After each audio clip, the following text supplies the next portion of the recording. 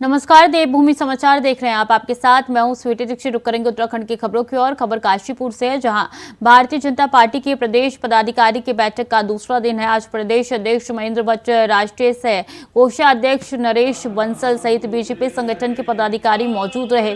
जानकारी के अनुसार 2 दिवसीय बैठक में आगामी 2024 के लोकसभा चुनाव को लेकर बीजेपी कार्यकर्ताओं को चुनावी टिप्स दिए गए। साथ ही बीजेपी के दूसरे आगामी होने वाले कार्यक्रमों को लेकर चर्चा हुई। आगामी चुनाव के मद्देनजर रोड मैप तैयार किया गया। प्रदेश भर से बैठक में करीब 180 पदाधिकारी मौजूद रहे।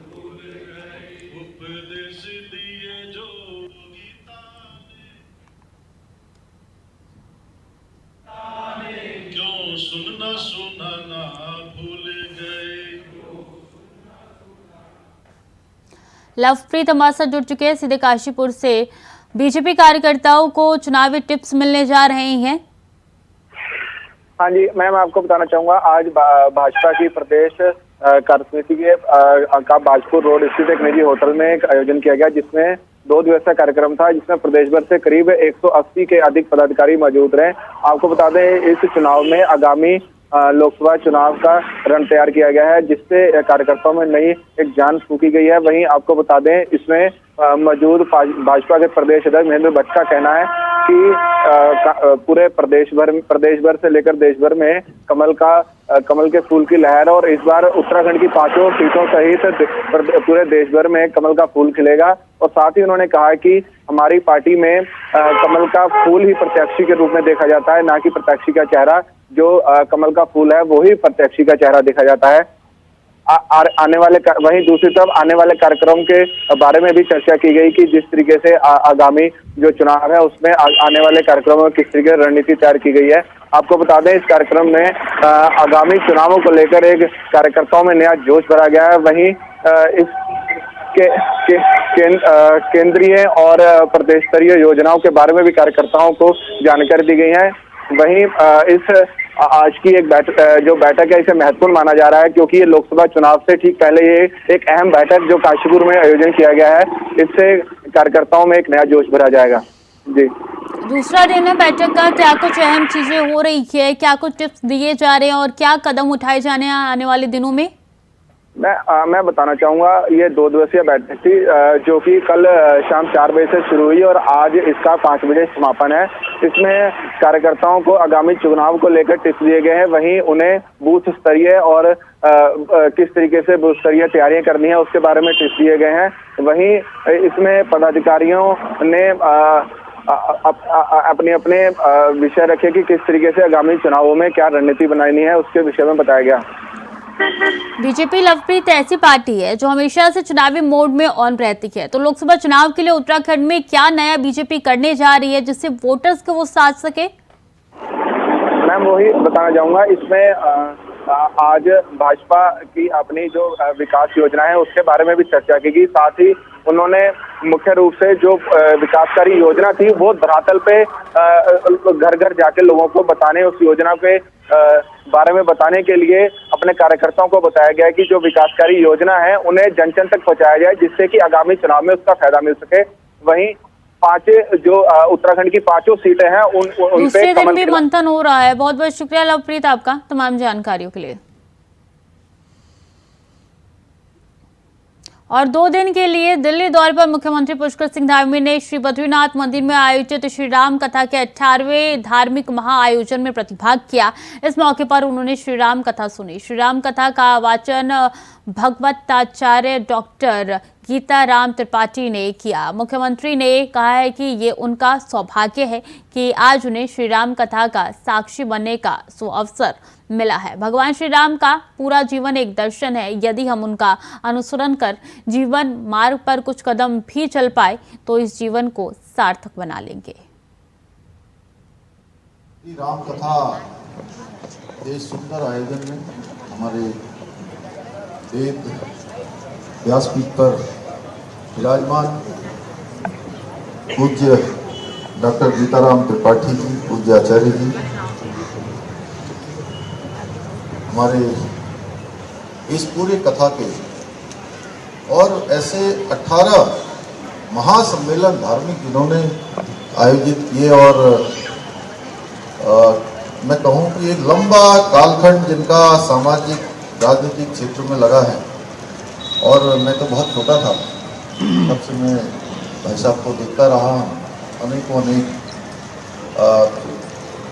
भारतवर्ष के बड़े बड़े नेताओं के सानिध्य में आपने काम किया है, और आज भी लगातार इस प्रकार के आयोजन करके, उसका संयोजन करके सामाजिक क्षेत्र में, राजनीतिक क्षेत्र में अपना निरंतर योगदान देने वाले हमारे मेरे बड़े भाई आदरणीय वीरेंद्र जुयाल जी, श्री DL ढोंडियाल जी, यहाँ के इस निगम के पार्षद भाई रवि नेगी जी, श्री विजय जुयाल जी, श्रीमती गायत्री जाड़ा जी, हिंडन महिला संघ की अध्यक्ष श्रीमती बीना जोशी जी, विजय प्रकाश भट्ट जी, मोहन सिंह रावत जी, भीम सिंह भंडारी जी, सत्या जोशी जी, अर्जुन राणा जी, गीता जी, एवं इस आयोजन में सम्मिलित होने वाले हमारे सभी भक्तगण, सभी हिम्मत की हमारी बहनें, सभी आई हुई मातृशक्ति, सभी मेरे उपस्थित नौजवान साथी, पत्रकार मित्रों एवं छायाकार, मैं सबसे पहले तो आप सबका धन्यवाद करता हूं। वीरेंद्र भाई साहब का बहुत आभारी हूं कि उन्होंने मुझे इतने सुंदर राम कार्य में सहभागी होने का अवसर प्रदान किया। आपने मेरा जोर शोर से इतना स्वागत किया, बड़े आशीर्वाद दिया। मैं भी आपको दोनों हाथ जोड़कर सर झुकाकर प्रणाम करता हूं, नमन करता हूं। और बड़ा सुंदर अवसर है कि इन्होंने पूरी देश दुनिया के अंदर अध्यात्म के रूप में राम कथा के क्षेत्र में भागवताचार्य सीताराम त्रिपाठी जी का बहुत बड़ा योगदान है। इन्होंने पूरी दुनिया के अंदर इस सबको ले जाने का काम किया है, और हमारे इस कथा के संयोजन का जिन्होंने काम किया, ऐसे धार्मिक आयोजनों का संयोजन का काम करते हैं। अभी देश गद्दी से हमारे व्यास जी गीताराम जी कह रहे थे कि उनको जो है पदासीन करिए, कहीं लगाइए, और देखिए प्रभु राम की कृपा होती तो अपने आप ही पदासीन हो जाते हैं। अभी भारत सरकार ने आपको बागवानी बोर्ड का पूरा डायरेक्टर बनाया, पूरे देश का बहुत बड़ा काम किया है। मैं आपका भी आभारी हूँ कि आपने मुझे भी बुलाया। हम सब बहुत ही सुंदर आयोजन में यहाँ पर सम्मिलित हो रहे हैं, और ये जो राम कथा है ये ऐसा दिव्य कार्य है कि इसमें किसी को बुलाने से भी नहीं होता है। जिस पर भगवान राम की कृपा होती है वही यहाँ तक पहुँच पाता है। और आप सब लोग जितने लोग आए हैं इतनी बड़ी संख्या में, तो आप निश्चित मानिए कि आप सब पर भगवान राम की बहुत बड़ी कृपा है। अन्यथा देखिए, आप यहीं विनोद नगर पश्चिम में, विनोद नगर उत्तर में, विनोद पूर्व में इतने हजारों लाखों लोग रहते हैं, क्यों ये हजारों ही लोगों को यहाँ सम्मिलित होने का अवसर मिल रहा है। तो ये मानिए कि जो लोग यहाँ पहुंचे हैं उनके ऊपर तो सीधे सीधे भगवान राम की कृपा है। और शहरी क्षेत्रों में गरीबों को छत मुहैया कराने के दिशा में प्रधानमंत्री आवास योजना बड़ा लाभ दे रही है। आवास विकास परिषद की 5 परियोजनाओं में हरिद्वार, नैनीताल और उधम सिंह नगर जिलों में 1983 लाभार्थियों को आवास और शहरी विकास मंत्री प्रेमचंद अग्रवाल ने आवास आवंटित किए। साथ ही उन्होंने बताया कि आवास विभाग को राज्य में चलाने के लिए 20 आवासीय परियोजनाओं को समय से पूरा करने के निर्देश दिए गए। साथ ही उन्होंने बताया कि केंद्र से स्वीकृति मिलने के बाद आवास विभाग राज्य में 20 परियोजनाओं पर काम कर रहा है, जिसके तहत कुल 15,960 आवास बनाए जा रहे हैं। विभिन्न प्राधिकरणों की 5 परियोजनाओं में आर्थिक रूप से कमजोर वर्ग के लिए 3,104 आवासीय इकाइयां प्रस्तावित है।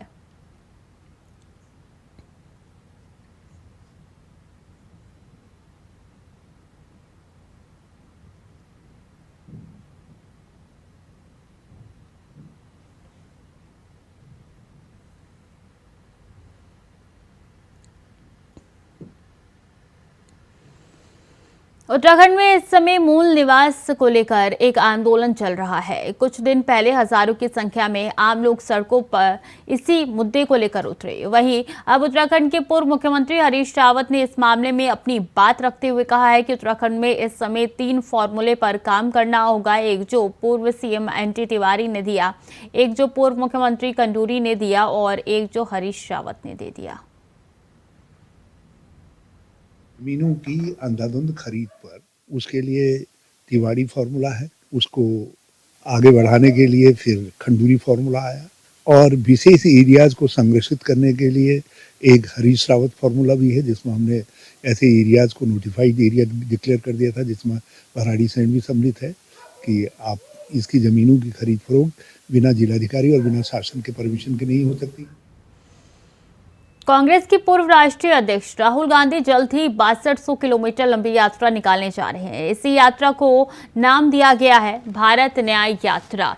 यह यात्रा मणिपुर से शुरू होकर मुंबई में जाकर खत्म होगी। वहीं इस यात्रा को लेकर उत्तराखंड कांग्रेस उत्साहित नजर आ रही है। प्रदेश कांग्रेस की मुख्य प्रदेश प्रवक्ता गरिमा ने बताया है कि राहुल गांधी के नेतृत्व में जब भारत जोड़ो यात्रा निकाली गई तो उसको आम लोगों ने बहुत पसंद किया, उनको प्यार भी मिला और हमें पूरी उम्मीद है कि इस बार भी भारत न्याय यात्रा पर आम लोगों का भरपूर प्यार मिलेगा। दूसरी तरफ बीजेपी के प्रदेश मीडिया प्रभारी मनवीर चौहान ने कांग्रेस की इस यात्रा पर तंज कसते हुए कहा कि राहुल गांधी चाहे कोई भी यात्रा निकाल ले, देश की जनता उन्हें पूरी तरीके से नकार चुकी है।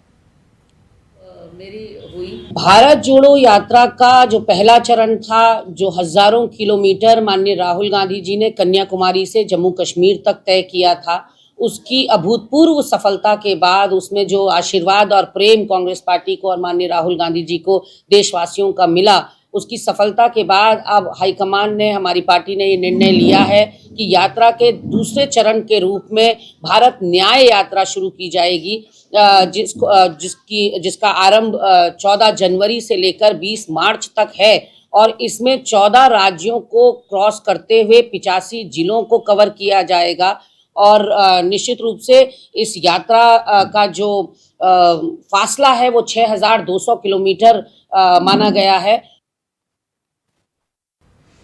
और बता दें, जीएसटी चोरी को लेकर विभाग की बड़ी कार्रवाई देखने को मिली है। आईटी ने 12 फर्मों के 16 जगहों पर छापेमारी की है। विटामिन और फ्यूल ऑयल का व्यवसाय कर रही है कंपनी। 12 करोड़ से ऊपर की जीएसटी चोरी का लगा है आरोप। छापेमारी की कार्रवाई बुधवार देर रात तक चली है। टीम ने अभिलेख, लैपटॉप, कंप्यूटर, मोबाइल फोन जब्त कर लिए हैं। इन फर्मों ने 1.13 करोड़ रुपए जीएसटी मौके पर जमा कराई है। तुषार गुप्ता हमारे साथ जुड़ चुके हैं ज्यादा जानकारी के लिए। तुषार, ये छापेमारी कब से कब तक चली है, क्या कुछ बरामद हुआ है? बुधवार को देखने को मिली और इनकी जो कंपनी थी, जो 12 फर्म्स थी, उन पर पहले से जो नजर है वो कर विभाग कर रहा था और ऐसे में बुधवार को जो टीम है वो वहां पर पहुंची। उनके 16 ठिकाने पे 16 कहा जा सकता है 16 टीम इसके लिए बनाई गई।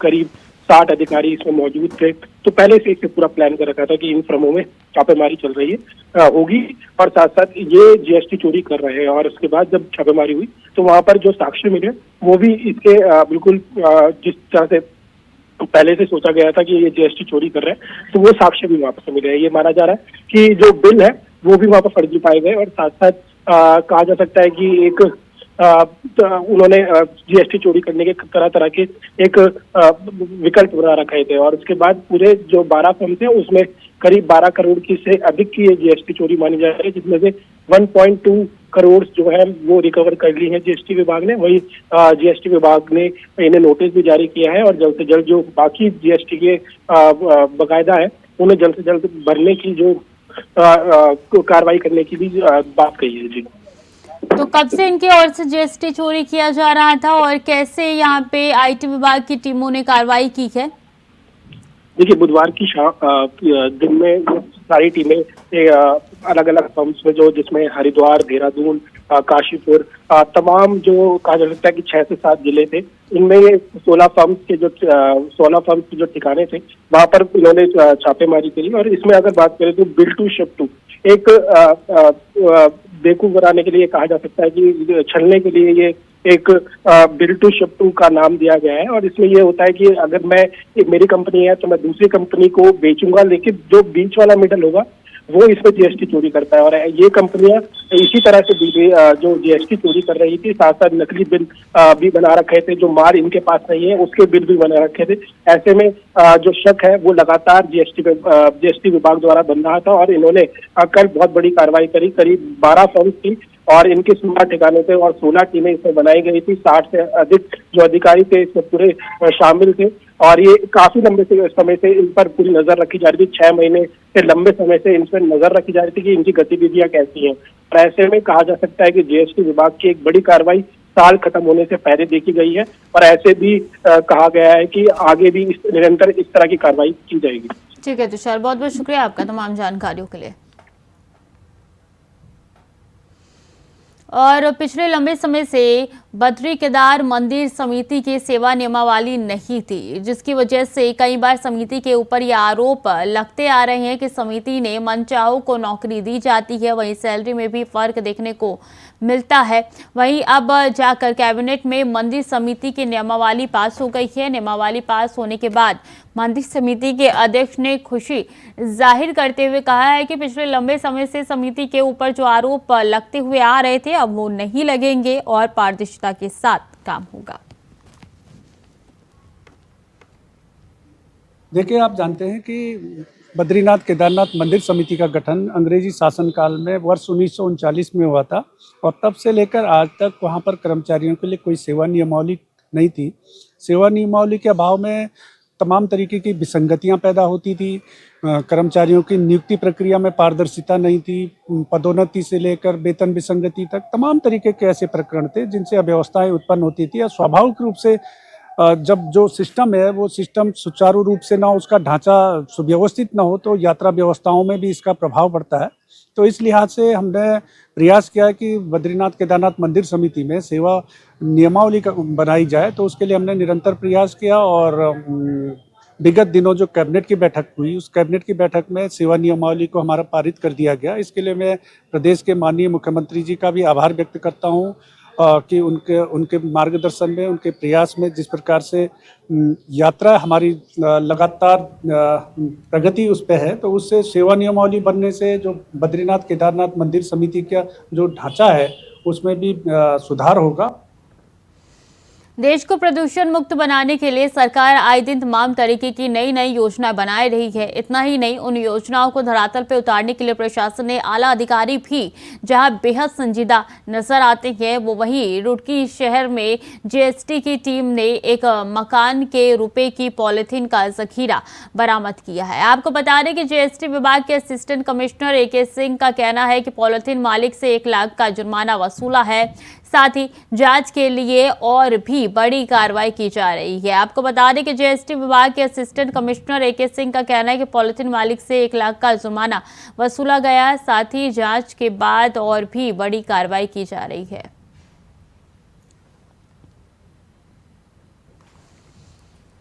तो फिलहाल के लिए देवभूमि समाचार में इतना ही। खबरें लगातार जारी, देखते रहिए इंडिया वॉइस।